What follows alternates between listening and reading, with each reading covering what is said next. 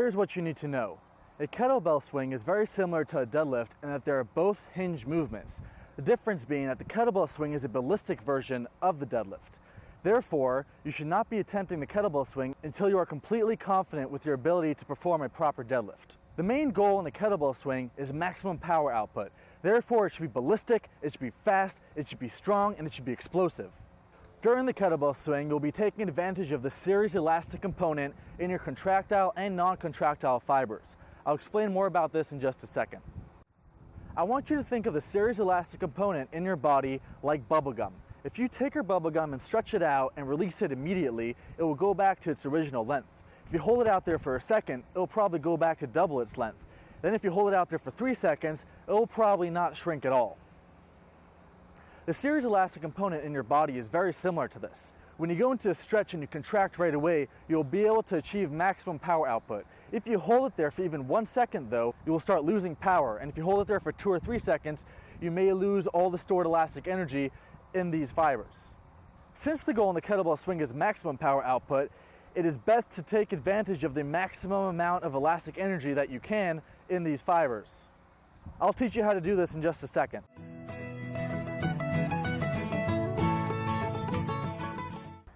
For beginners, you're going to take a stance about shoulders width to 4 inches wider than shoulders width apart.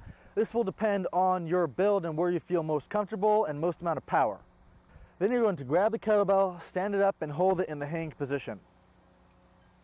For more advanced lifters, you're going to place the kettlebell 2 feet in front of you in a similar position to that of a football player. Then you're going to create a big stretch all throughout your posterior chain, and you're going to squeeze your armpits.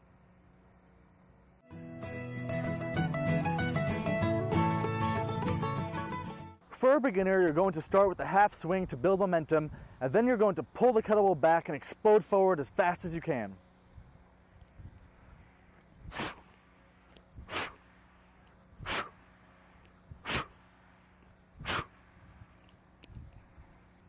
For more advanced lifters, you're going to take the stretch position, squeeze your armpits, and then you're going to pull the kettlebell back as fast and as hard as you can and explode it forward.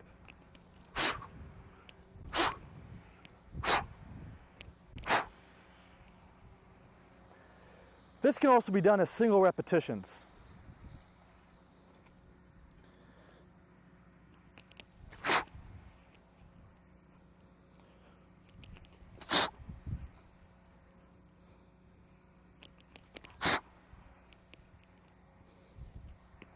The reason you're going to pull back and then shoot forward as hard as you can is to take advantage of the series elastic component.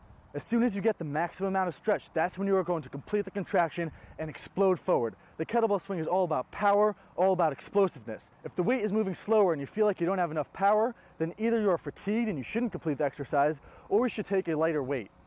All of the power in the kettlebell swing should be produced by your hips, not by your arms. Your arms might as well be made out of wood. All the force comes from your hips. All your arms do are transfer the force. Again, you're going to pull back and explode forward through your hips, not through your arms. I want you to think of your hips like a bow and arrow. Stretch, release, stretch, release. You are a pirate and the kettlebell is your cannonball. Fire it as hard and as fast as you can to save your dear life, all while maintaining tight posture and a rigid torso.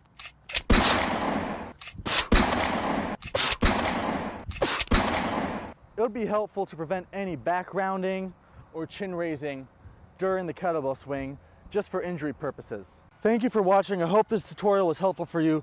As always, if you have any questions, feel free to comment below or email me directly. It's been a pleasure.